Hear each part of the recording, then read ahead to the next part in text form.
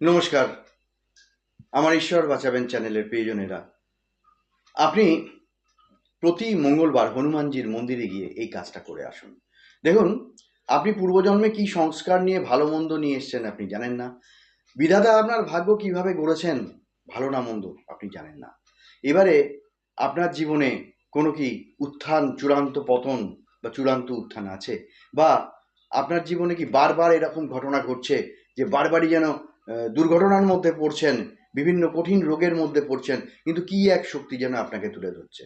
কিন্তু আসলে কি ঈশ্বর প্রত্যেক সন্তানকেই তার বাঁচানোর চেষ্টা করেন, কারণ তারই সৃষ্টি, তারই সন্তান।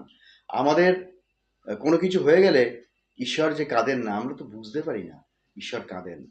সেই জন্যে আমি বলছি যে আমি এই যে উত্থান পতন, বিভিন্ন রোগ ব্যাধি, এইগুলো কিন্তু একটা খারাপ লক্ষণ।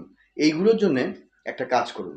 প্রতি মঙ্গলবার প্রভু হনুমানজির মন্দিরে যাবেন, গিয়ে একটা লাল জবার মালা, একটা লাড্ডু আর একটা পাতা মেটে সিঁদুর এই দেবেন।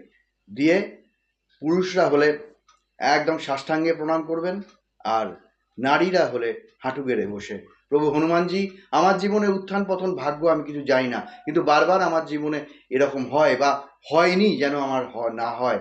আমার যেন ভাগ্যের উন্নতি হয়, আমার যেন অর্থের উন্নতি হয়, আমার এইগুলো চাই এই জীবনে, তুমি সেইগুলো পূরণ করো।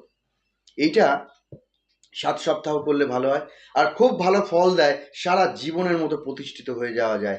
সেটা হচ্ছে বিপদ ব্যাধি, এই সমস্ত দুর্ঘটনা সব চলে যায়। সেটা হচ্ছে 1 বছর 365 দিনে যতগুলো মঙ্গলবার পড়বে।